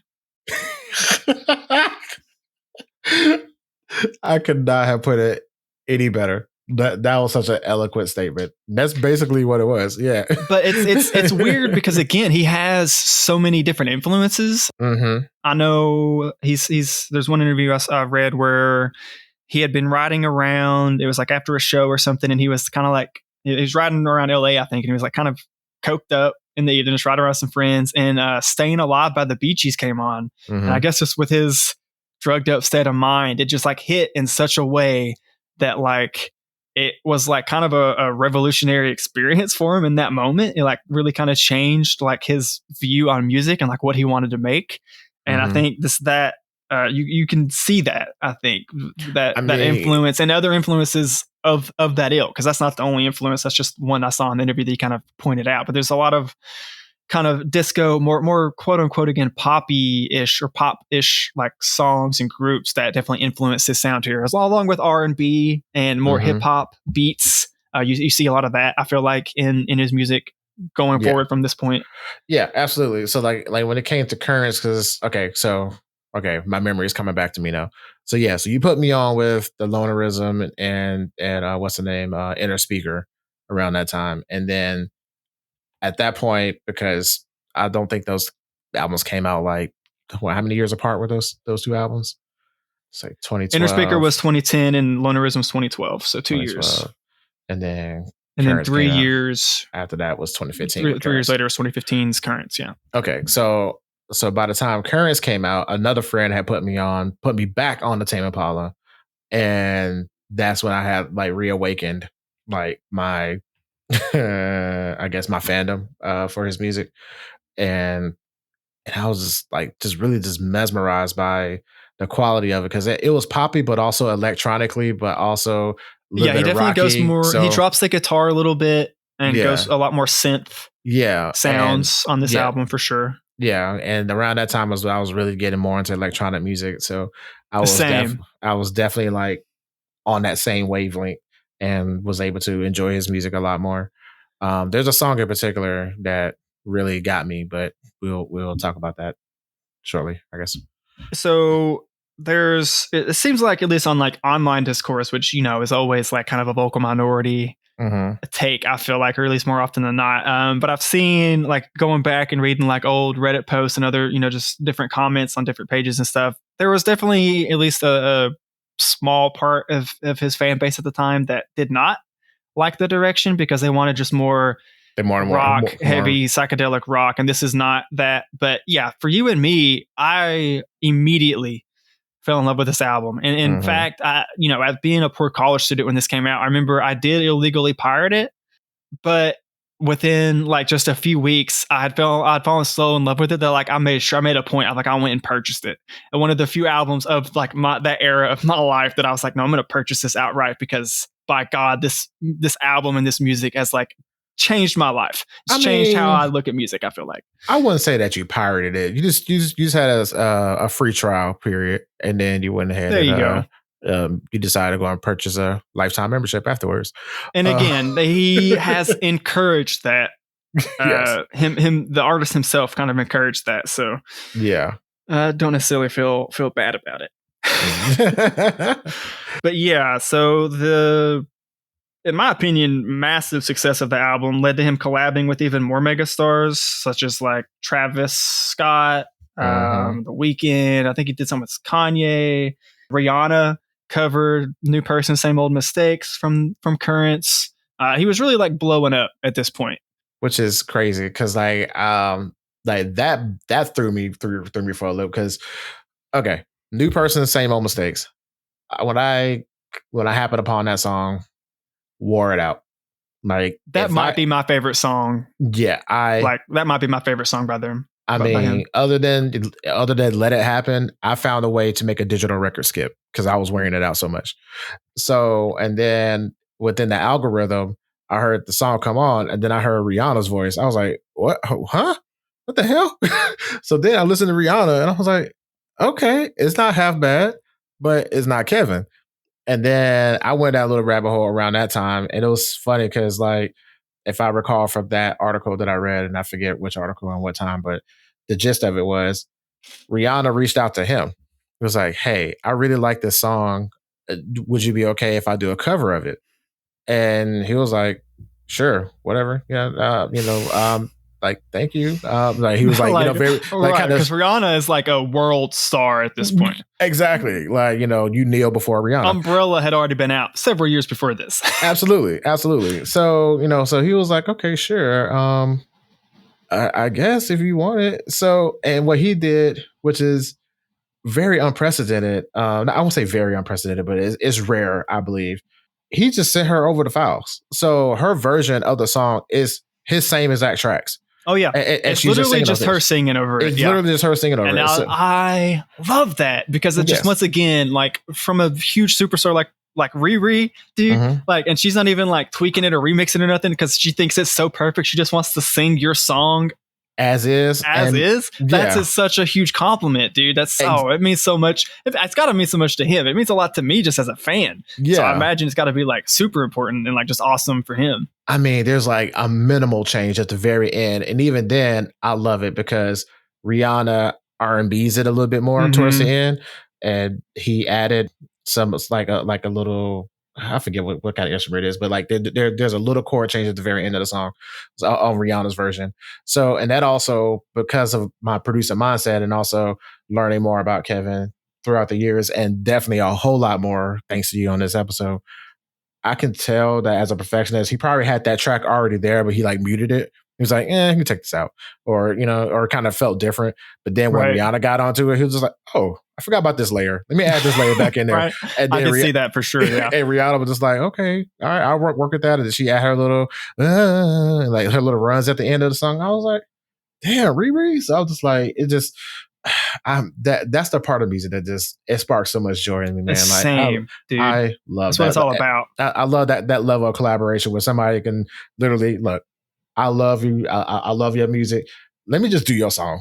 And they just like do a swap. Like that's so rare, man. And it's crazy. I love it. Also around this time, again, I didn't make a note of when, but you can look up on YouTube when it came out. Kendrick Lamar did I don't know if cover is the right word, but he did a song or like, where he's actually rapping, but the like chorus feels like I only go backwards.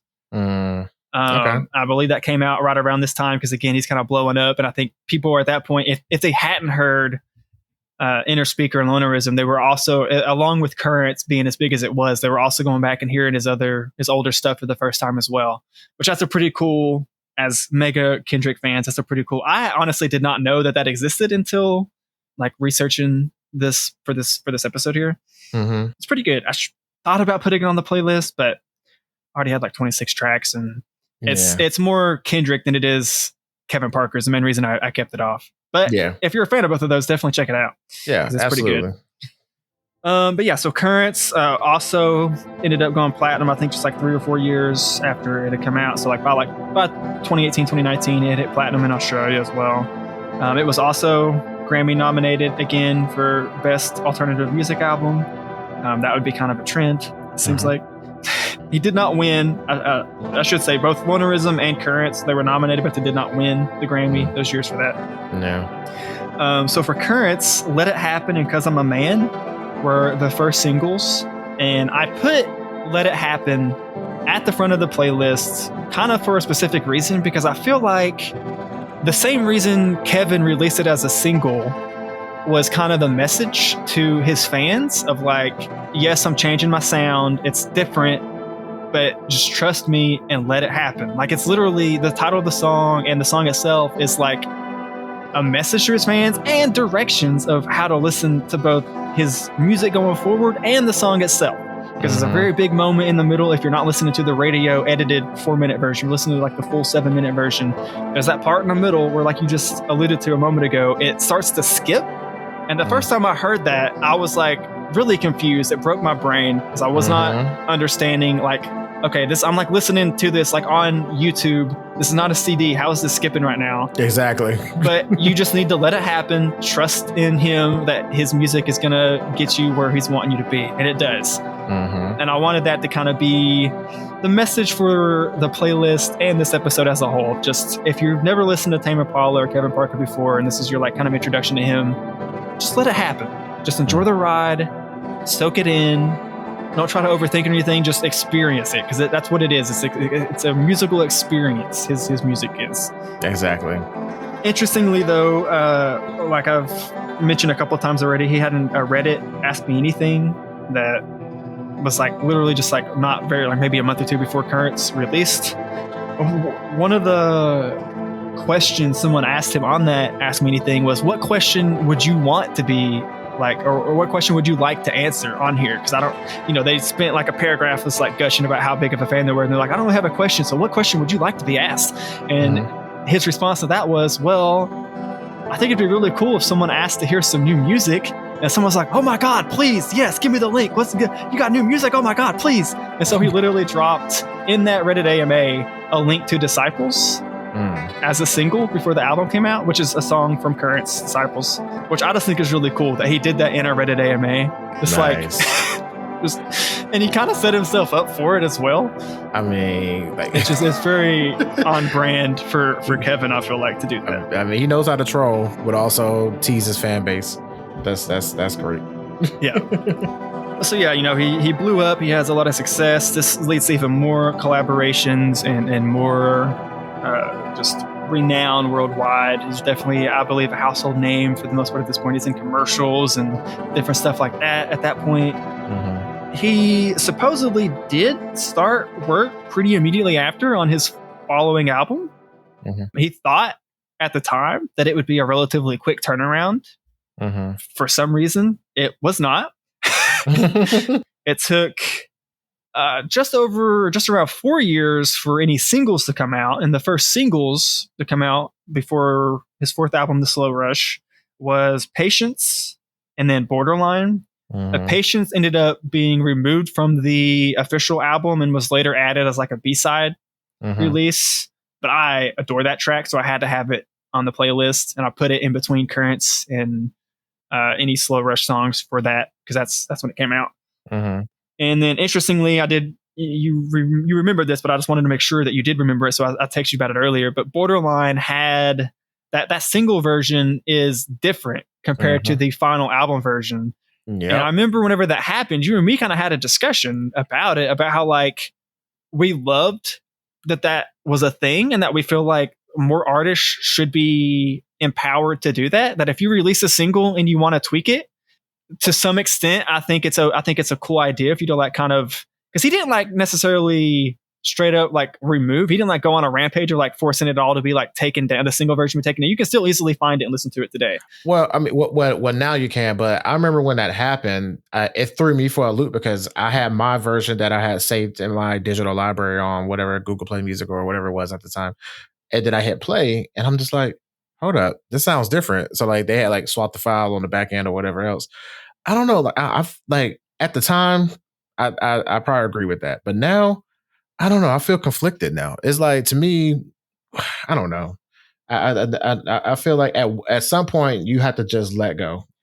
At some point, yes, but I think specifically between releasing a song as a single, and especially because the album itself didn't come out for like another like 8 months or so, like 7-8 months after like those singles came out, because this was like the early half of 2019.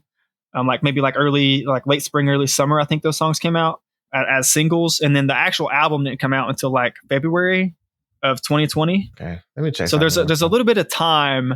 And I feel like once you have an album, yeah, don't be pulling songs off of an album that's officially released and like be tweaking them. I think that's a little weird. But if you have a single that's going to be on an album, I think, and you're not happy with after you release a single and you still got 6 months to a year before the album comes out, I'm okay with you listening to it, because in the like Spotify Slow Rush Triple J interview that I talked about earlier, he talked about how one big thing, or like really the biggest reason that he did that, was the bass line in Borderline was like one of his like favorite parts of that song. And in the single version, he realized that it's like kind of, it gets buried under the rest of the music, the rest of the instrumentation. And like he noticed no one was hearing the bass line. So that was like really the biggest change. And if you go back and you really listen to like both the single version and the album version back to back, to me, that's like the one thing. I don't really know if he made other small tweaks, but that's like the one tweak that I really notice pretty easily. It's like the bass line is much more pronounced. Excuse me. And I I don't know, maybe I'm biased in some way, but I really dig the album version a little bit more. I loved the single version. I love both versions. Don't get me wrong, but just that pronounced bass line coming in on the album version, just it makes it slap a little bit harder for me. Yeah, I like the on the Slow Rush on the album. I can't find the exact song it is, but there's like a little interlude. I don't know from what context where it came from, but but he puts on the album just like, oh yeah, everybody says the song sounds good. Just turn the bass up, just crank the bass up a little bit, and then it goes into that song. So I was just like, it just cracked me up on that part. But yeah, man, that album was so good. I do feel like at some point. Yeah, that's the negative side of being a perfectionist, and then also being in a digital world to where you can re-upload and you can modify those songs. Because back in the day, once that CD was pressed and that's it. shipped, that was it. Like whatever version you guys, you might have like a a remix version or something like that, where it's like a different version, but you weren't replacing the original. You were just adding to it, right? Exactly, just adding a little to different. Or you have to do a whole special re-release or whatever. Oh yeah, that's what I meant. Or like a special edition where they can go back and add those other songs into it. Because like some of the songs that I had a free trial download from back in the day. When I go back and listen to the digital version now, it's so different than the version that I had from way back when. And I'm just like, I missed the whole first 2 minutes of this song. Like right. What happened? Where all this extra stuff come from? But yeah, Borderlines, that was my jam on that album. On a personal note, one of the songs that hits the hardest for me in the feels, for sure, is On Track. And then with the album, same that would have had to be on the playlist. For it had to be. And then for the album to be called The Slow Rush, I mean, at that point in my life when it was like 2020, and then everything the world was happening, and getting older and all this other stuff, where you feel like you're behind on life and everything else, and you feel like you should have achieved a certain goal by a certain point, and blase blase.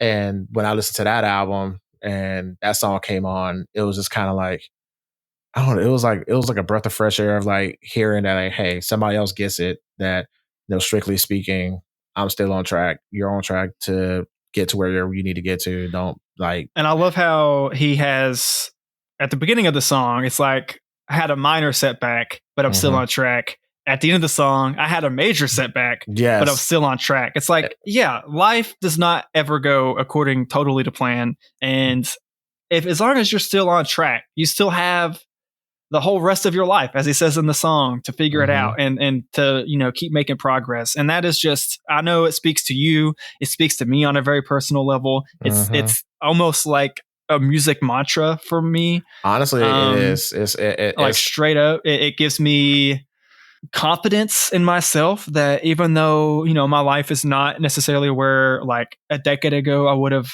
pictured myself being, I'm still on track. I will get there. It may not be how or even where I initially thought it was going to be, but I am on track, and that's okay. It's okay. And it's such a powerful message. And to me, I think Slow Rush as an album has some of the most powerful messaging of all of his music. He definitely kind of touches on some very personal and like kind of deep ideas, I feel like, in some of his earlier albums, but this one, I don't know, the lyrical side of it to me just has so much more weight than the album as a whole on the Slow Rush. Absolutely. I mean, the album starts off with One More Year, which he says in that Spotify interview or whatever, that like One More Year is kind of he wanted that to be the start to the album, because that's the entire theme that he was trying to, that feeling, that idea was the entire like impetus of the album, was just like one more year, we got one more year of just, let's give it all we got, see what happens. And like that is also like a very kind of a mantra song to like kind of live by. Like if you're going for something, like put your all in it, just you got this amount of time, let's just put your all in it and see what happens. Yep. And then the album finishes off with 1 more hour. So it's just like, right. Like, it was like very cyclical, much like time. Exactly. And, and it just goes to show you that the grind is never ending.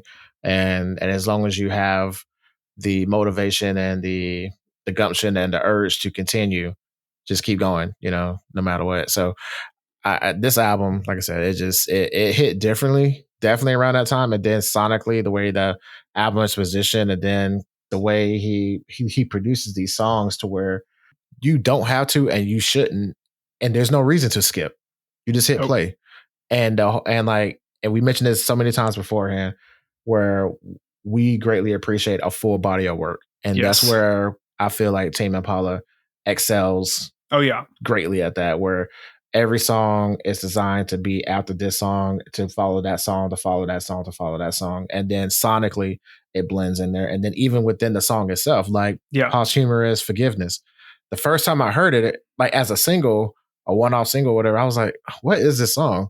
Like, I remember you hating it at first. I did. I truly did. Because I was like, okay, I don't see where you're going with this. Like you split, like you could have just made 2 different singles. Like, why you mash these together? Like, it was like, but again, that was before I infected you with the listening to lyrics disease. So I think you probably weren't focusing on the lyrics as much at the time. I was not at the time. But then going back and re-listening to this week, I was like, God damn it, Brandon. Next to On Track, this is the song.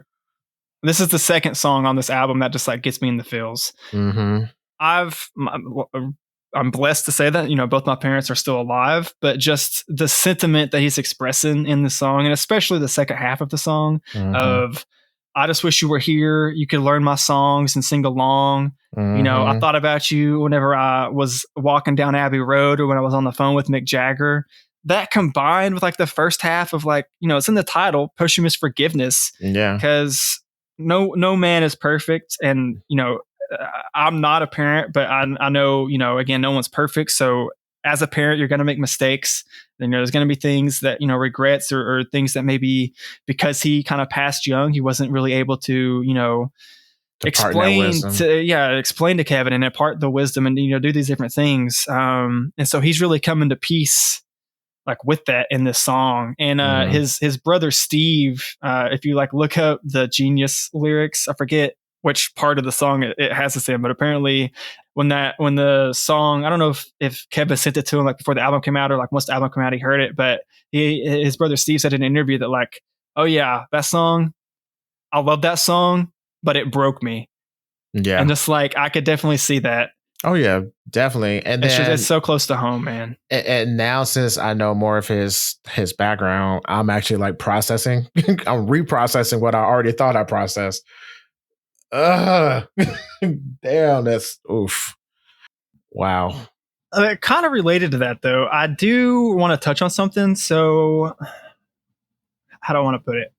Whenever I first discovered Tame Impala, and even whenever Currents came out, really, for the longest time, because of how he layers his instrumentals, or how he layers his vocals, rather, sorry, on top of and underneath and between all the instrumentals, I had a really hard time like hearing the lyrics. And at that time, they didn't have like Spotify and YouTube didn't just have the lyrics built in like they do nowadays. So I literally have to like go and look it up and just like have like a web page like Genius or something, you know, some other one of those other lyric sites just like pulled up and just like reading along to like learn what the songs were saying. The Slow Rush was really the first body of work I feel like he put out where I didn't need to do that.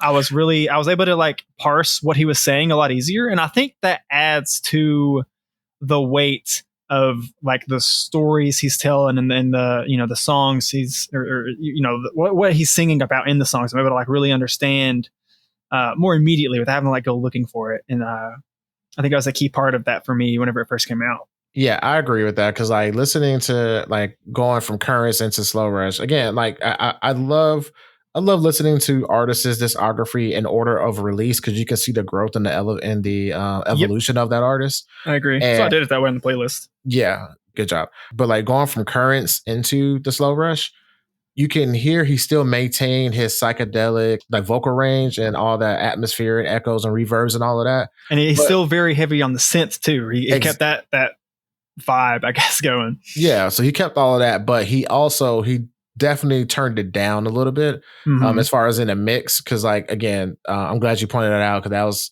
that was the one thing I wanted to mention earlier as well. Going into Slow Rush, you definitely can hear the vocals so much cleaner and they're crispier. While still maintaining that same sound and kind of evolution. I did want to jump back into Currents real quick. Another song that kind of got me in the feels. Okay, wait. Before because I feel like we're going to be jumping around to past songs for a second. Just one last thing about Slow Rush. I just want to mention, just it kept the trend going. of being nominated for Best Alternative Music Album of the Year at the Grammys and not winning. So that was literally 3 albums in a row that got nominated for this, and he didn't win any time. But, you know, it also won a bunch of like ARIA, which is like Australian radio something, and like ARPA, which is Australian radio playlist or something. Like he won like several Australian music awards for it. He has a buttload, dude, like 30 or 40 different Australian music awards. To be fair, I honestly, okay. The Grammys is a coveted award for sure. And not to some extent. Yeah. And I'm not disparaging anybody who has earned one or has won one over the years. I still firmly believe within my entire heart and soul, whoever's on the committee, they don't know what the hell they're talking about. No, the only time it's like, you know, this is the most recent Grammys we just had with Kendrick Lamar winning, you know, all of his awards at the winning all of his Grammys for Not Like Us or whatever. The only time that like I feel like the Grammys are really like on point with like a big cultural music movement like that is whenever it's like the artist or the song or the album or whatever just has so much traction that they literally can't ignore it. And like that was definitely the case with Kendrick, I feel like, over this past year. So like they're just like, we have to give him this because like it's such a cultural phenomenon, this song, and you know, just music at large is just affected and it's going to be changed by this going forward. So they have to give it to him. But then a lot of the other, you know, even some of the other winners of this year's Grammys is just like, you can tell it's just like, what? Exactly. Why do you pick them? And of course, you look at pretty much all Grammys of days past in the past. It's I mean, you see that time and time again of artists winning over like other artists that definitely deserved it more. It's the same at any award show. The same with like, you know, the Oscars or whatever other movie awards they have. The Golden Globes and all that. The Golden Globes, all that. Like it's all the same. The committees are a bunch of old fogies that are really out of touch. I feel like most of the time they don't understand. They don't have their ear to the ground, so to speak. Yeah, I mean they don't have their ear in the same room. I mean most of the time, like let alone the ground. Like I mean, case of point, like who was it? Macklemore or Jeezy, one of them that like won over Kendrick, and like in their acceptance speech, they were like, "Why did you give this to me?" Yeah, exactly. I think it was Macklemore. Yeah, Macklemore. It was like because that was I think that was To Pimp a Butterfly. Yeah, when that came out, which that was also like a cultural revolution. Yeah, for sure. That's probably some race politics as well, I'm sure, with that, because that was a very much, you know, that album was very much about like Black culture and the Black life experience. Absolutely.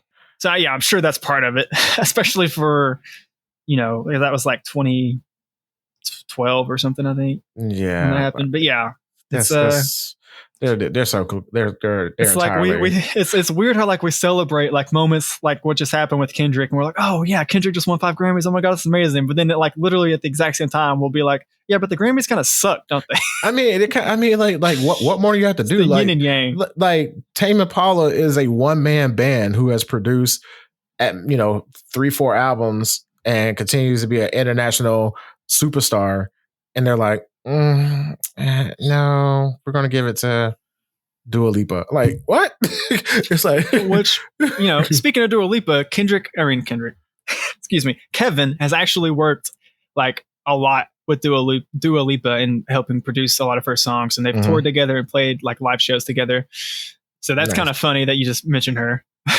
That is crazy. Small world. But I mean, right? but it tracks though, because like listen to her, a couple songs I did hear from her or have heard from her. I'm just like, oh, okay, kind of a disco retro, new disco poppy sound or whatever.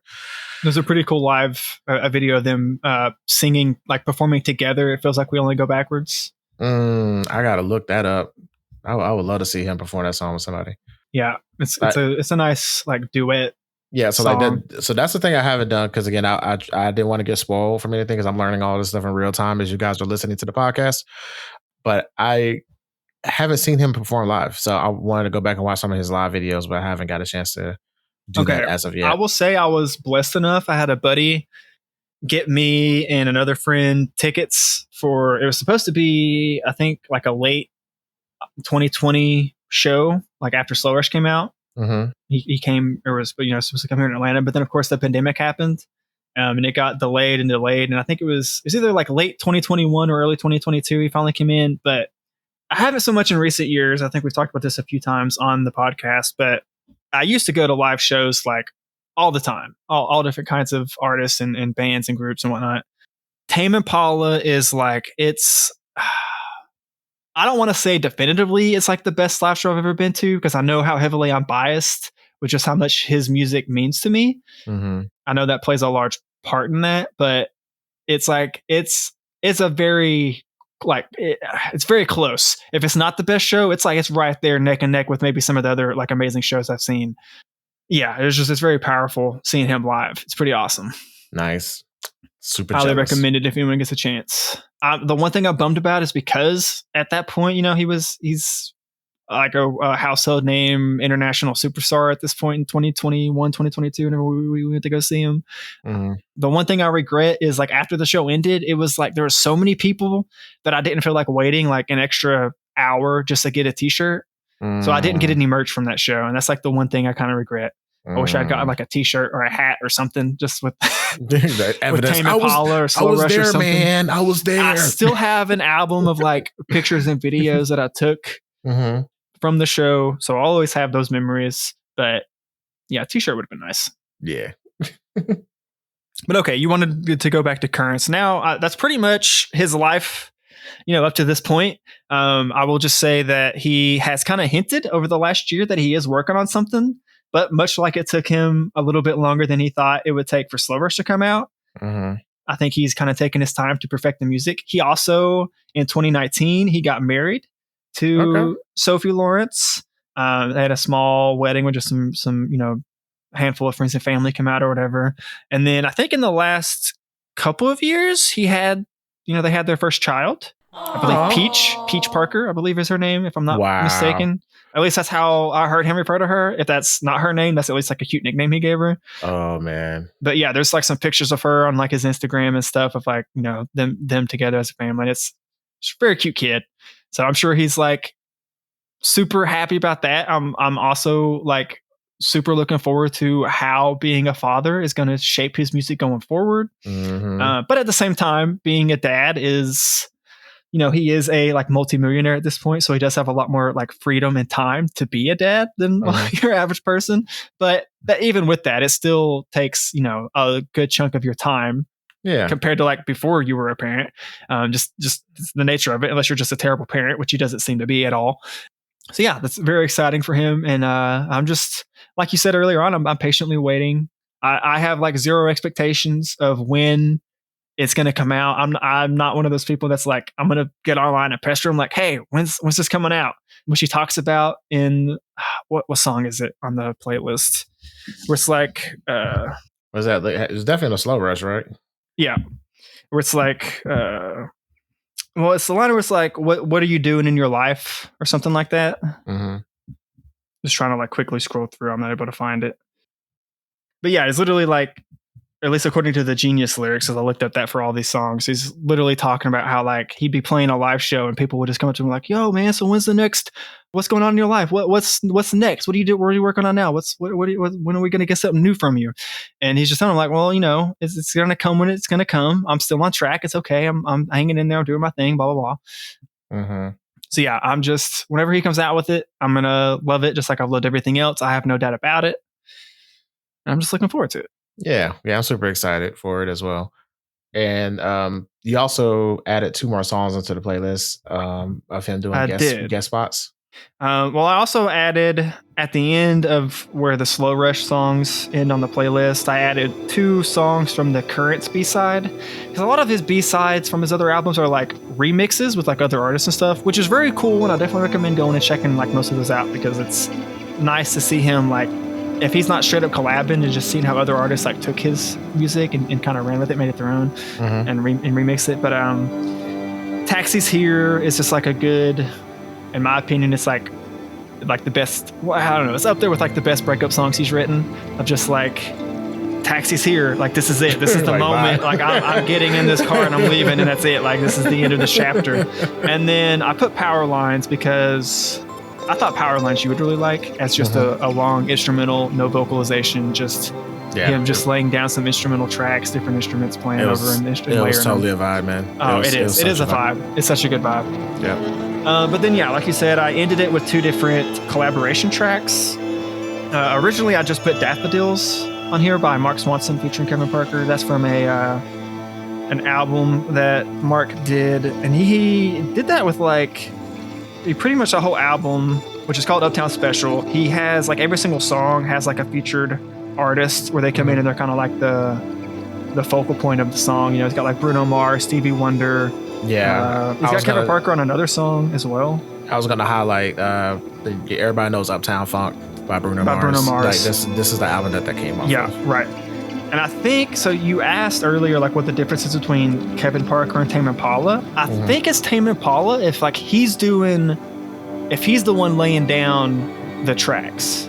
If he's just helping produce, or he's just doing vocalization, or he's just playing drums, or just playing guitar. I think that's whenever he just goes by Kevin Parker.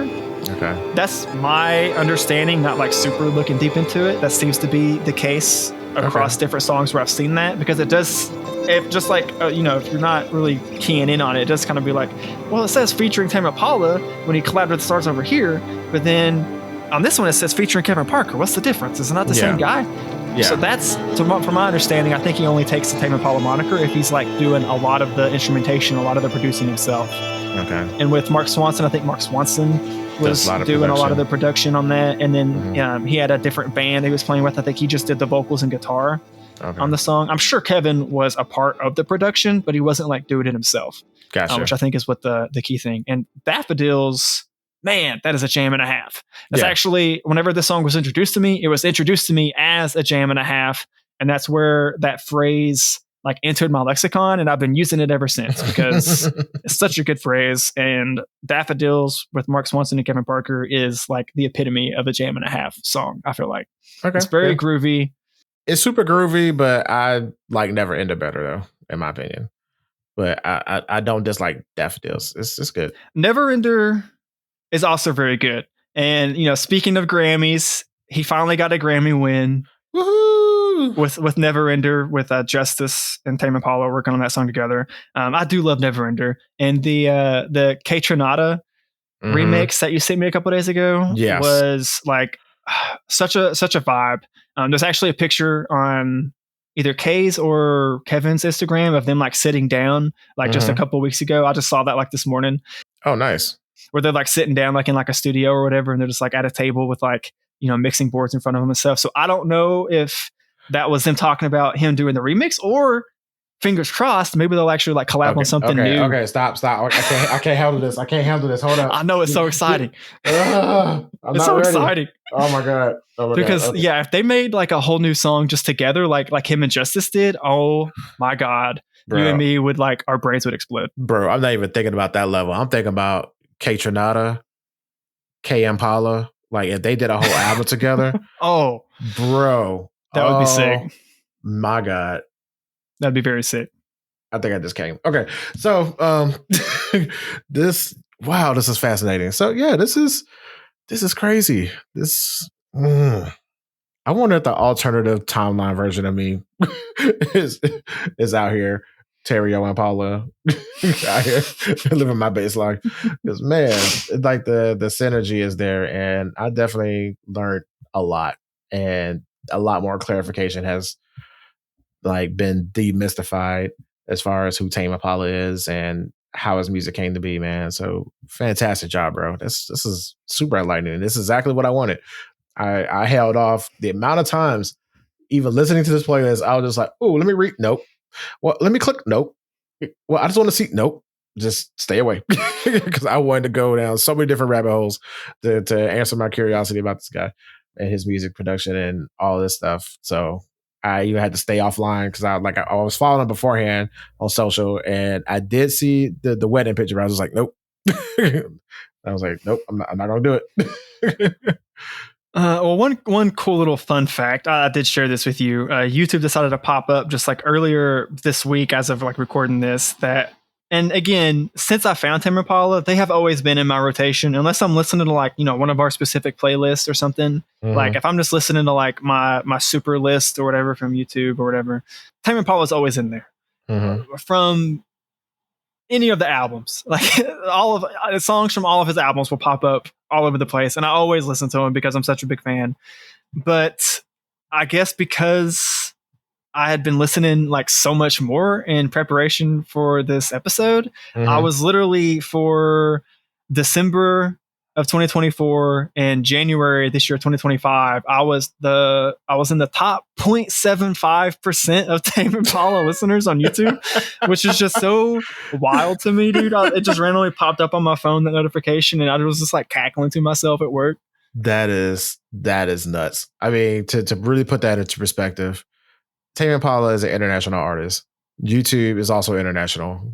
So you were in the upper yes, upper percent. Less than the top 1%, dude. God, you was way up there. The top 0.75% listener to Tame Impala of like the last 2 months of the entire world on YouTube, at least. On YouTube. I'm sure, which is Spotify. Yeah, but Spotify also, I'm sure, takes a huge chunk of that. So just to weigh my ego back down a little bit there, but still, it's pretty cool, I thought. Hey, you know what? Somebody got to do it. So is there any other songs in specific you wanted to go back through and highlight now that I've kind of went through his life up to this point? Yeah. So there's so many to name, but I just want to get 2 quick shout outs to Yes, I'm Changing and The Less I Know, The Better. I mean, the title alone is like straight to the point.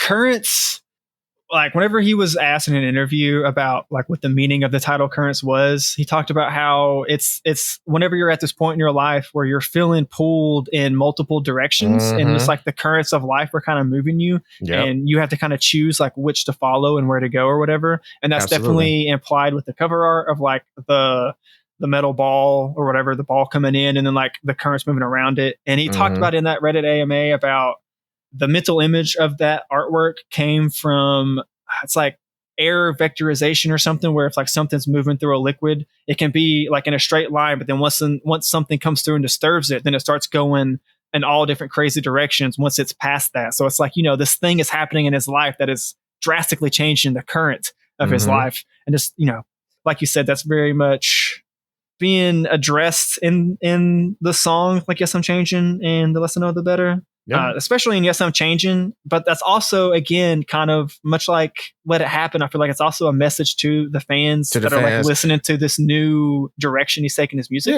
Yeah, because it's all about evolution. So he's like, yeah, this is what I used to do. This is what I started. Yes, I'm changing. Yes, I'm growing. And then I love the line where he said, some people say that they don't change. Well, that's bullshit. Like, he just straight calls it out. I'm just like, yep. I mean, that's like, I put it this way. If you are the same person that you were at minimum 5 years ago, you're doing yourself. Something wrong. Definitely reevaluate. You're living life wrong. Definitely living life wrong, because you got to learn and grow up and and move a little bit forward. Speaking of moving forward, let's go back to Lost and Yesterday. That song is super groovy, and the music video for that, I remember watching that when that came out, and I loved it. It's very simple. Yeah, it's literally just a wedding venue where he's the wedding band, and it just keeps rotating around the different generations, and it has like, you can tell due to the art and the decor and the outfits that it's like different eras of time. It starts out in like kind of like a 60s, 70s vibe, and it like goes up through the eras or the decades or whatever from there. Yeah, very simple, very just on point. Exactly, and it's actually nice to see him actually in the video. Compared to some of the other videos that I watched. He kind of appears in a few other videos, like even way back, I think in a Half Full Glass of Wine. Yeah, I saw that. That was. But trippy. it's like a weird like abstract where it's like it's like it's animated like color outline of him. So it's like he's there, but like not really. Like this is like, no, you're like seeing him. It's just like him in the video, which is kind of nice. Exactly. But yeah, man, all in all, solid playlist. It is.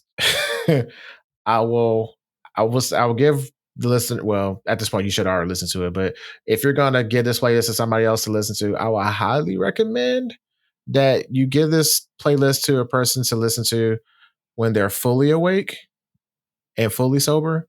Not to say that this is definitely not a, what's the name? What was that guy that we listened to beforehand? That Black Friday this is definitely not a Black Friday album situation. But his voice is so soothing that it will mellow you out, and then you'll be right back to like knocked out again. So you definitely have to be in a good headspace to receive it. And once you are in a good headspace to receive the music and receive the lyrics, that I've finally was able to hear for the first time, it definitely changes so much. So it's like the perfect synergy of lyricism and sonic and just a good old time, man. Like if you ain't on that Tame Impala bandwagon, what is you doing? Like it's hard for me. If you're a fan of just music in general, it's hard for me to imagine someone hearing any of these, but especially, like the Slow Rush or Currents is more recent stuff, and just not at the very least respecting the artist and the passion and just the unique musical perspective that I feel like he brings to his music is, yeah, like, I don't know. If I've ever met anyone, luckily I've never met anyone that said they hated Tame Impala, but if I ever did, I would like really question what went wrong in their own life to make them feel that way. Yeah, absolutely. Like, something terrible happened to you somewhere, and I'm so sorry for you that this happened. But exactly, like who hurt you? Right. If I ran into somebody that was that tried to diss Tame Impala, I'll just gently come up to them, put my finger in their face and go, shh, just let it happen. Just let it happen.